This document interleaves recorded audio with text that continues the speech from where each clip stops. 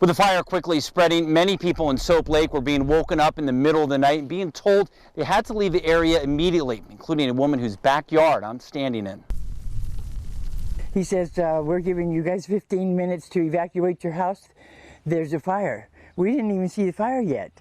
So we turned around and said, oh, there's a fire. Within minutes of evacuating, a scatter of orange flames lit up the night skies over Victoria Dobish's backyard. I pretty much lost it because I thought that our house was going to get it. Dobish and her neighbors could only watch as the flames crept closer to their property. Oh, this is all grass out here. So if the fire came down that hill and grabbed that grass, I thought, oops, it's just going to ignite it. Dobish set up a perimeter using whatever sprinklers and hoses she could find. Thankfully, they wouldn't be needed. Oh, I think they did amazing jobs, just amazing. Dobish is talking about Grant County firefighters who, through the night, kept the blaze at bay. She was able to return home for now, hoping this time she can stay. I guess I could feel something funny in the tummy, but otherwise I feel like it's going to be okay. In Soap Lake, Glenn Cassie, NBC Right Now. Thanks, Tracy. I'm here on Meadowline Avenue, where the street behind me looks a lot calmer now than it did earlier today when multiple law enforcement agencies from Benton and Franklin County, including a SWAT unit, were on scene here as a woman was being held hostage inside of a home at gunpoint. From Crisis said that they had an individual that was potentially suicidal inside of a car with a gun. The call initially came in as a potentially suicidal man, but quickly that man went inside the home, where the scene turned into a hostage situation. As we were talking to her, we could hear her saying, "Don't point the gun at me." The woman inside in obvious danger. So multiple agencies responded to this home, including the SWAT team and the bomb squad. There was a decision to try to get some separation between the two of them. The sniper elements on the SWAT team was able to see where he had a clear shot and actually shot the individual. The woman inside coming out safely, but the man inside dead. Glenn Cassie, NBC Right Now. Ah, what is it about the sound of fingers smoothly rolling across those ivory keys that moves our souls? While for others, it might be the sound of a popular song on an acoustic guitar.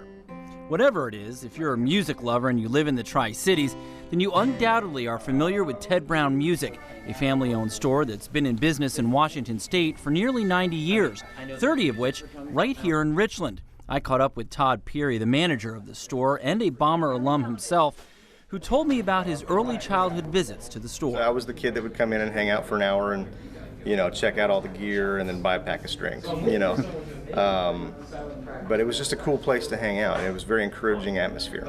The store carries everything that musicians of all levels could ever need, from band and orchestra gear to keyboards, drums, and sheet music, as well as pro audio equipment, plenty of accessories, and of course guitars, and lots of them.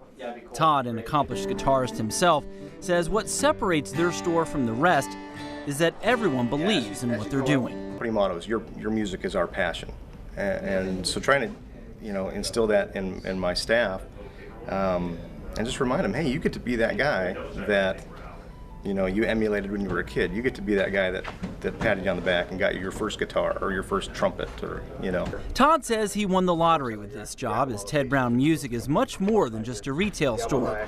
There are 10 lesson studios on site with highly skilled teachers, as well as a repair shop to fix all of your broken instruments. Aside from their retail shop, they also have an educational services program that fulfills area schools' music needs.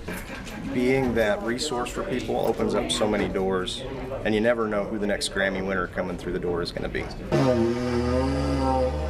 Well, it's probably not going to be me, at least not without some more lessons. In addition to providing instruments like didgeridoos to local schools, the store's outreach program has given away more than 700 instruments to kids who couldn't afford to rent, a program Todd says is easy to get behind.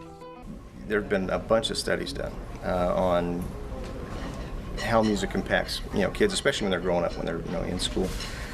Statistically, they're a lot higher or a lot more likely to, number one, graduate. Their grades typically are better. For me, there is definitely some truth that playing music lights up different parts of the brain and opens up those neural pathways. As a frequent customer to the store myself, Todd and I agree that it's his encouraging staff, who are all musicians themselves, that keeps people coming back in. Music is a very, personal thing for people. It's an art form. And so if you can be encouraging and supportive of someone's art, and genuine about that, I think that pays dividends as far as, customer retention and those things. And it certainly has kept me coming back again and again. And as our day wound down and before we headed home, my photographer and I decided to put the gear down for a few minutes for a quick impromptu jam session.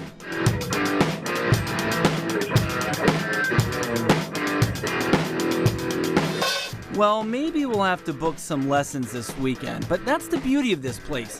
It's for musicians of all ages and any level. There's no bad consequence of playing music other than sometimes bugging the neighbors. But.